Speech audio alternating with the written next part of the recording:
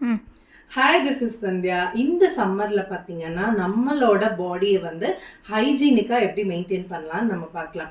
நிறைய பேருக்கு வந்து ஸ்வெட் ஆகும். ஜென்ரலாக இருக்கிற கிளைமேட்லேயே நமக்கு கொஞ்சம் ஸ்வெட் ஆகும். இந்த கிளைமேட்டில் இன்னும் கொஞ்சம் நமக்கு எக்ஸ்ட்ராவாக ஸ்வெட் ஆகும்.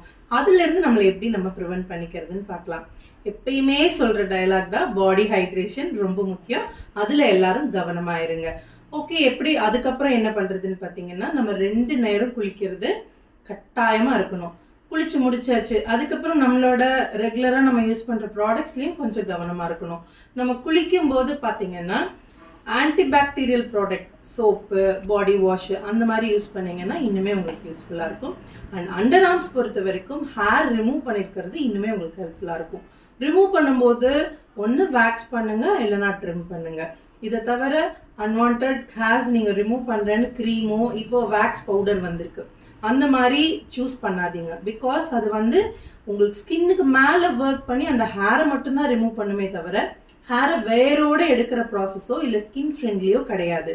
இது ரெண்டுமே பார்த்தீங்கன்னா ஸ்கின்னை ட்ரை பண்ணும். அண்ட் இந்த கிளைமேட்டுக்கு இன்னும் கொஞ்சம் ரேஷஸும் கொடுக்கறதுக்கு சான்சஸ் இருக்குது. ஒரு நல்ல பாடி வாஷ், நல்ல பாடி லோஷன் யூஸ் பண்ணும்போது இன்னுமே ஸ்வெட் ஸ்மெல்ஸ் வந்து நம்மளுக்கு இல்லாமல் நம்மளை ப்ரிவென்ட் பண்ணிக்க முடியும். அதுக்கப்புறம் முக்கியமான விஷயம், நீங்கள் ரோலான் யூஸ் பண்ணுறதுனாலும் சரி, டியோ யூஸ் பண்ணுறதுனாலும் சரி, அது உங்களோட சாய்ஸ். ரோலான் யூஸ் பண்ணும்போது நீங்கள் ஒருத்தர் மட்டும் அதை யூஸ் பண்ணுற மாதிரி பார்த்துக்கோங்க. அண்ட் டியோ யூஸ் பண்ணுற பர்சனாக இருந்தால் உங்கள் ஸ்கின்லேருந்து 4 to 5 inches டிஸ்டன்ஸ் வச்சு அதுக்கப்புறமா யூஸ் பண்ணுங்கள்.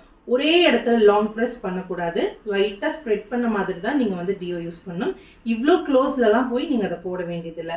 அண்ட் என்ன தான் நீங்கள் டியோட்ரண்ட் யூஸ் பண்ணாலும் கொஞ்சம் நேரம் தான், அதுக்கப்புறம் வந்து நம்மளோட பாடியோட ஸ்மெல் தான் வரும். ஸோ 2 நேரம் குளிக்கும் போது இதெல்லாம் கொஞ்சம் கண்ட்ரோல் பண்ணுறதுக்கு சான்சஸ் நிறையா இருக்குது.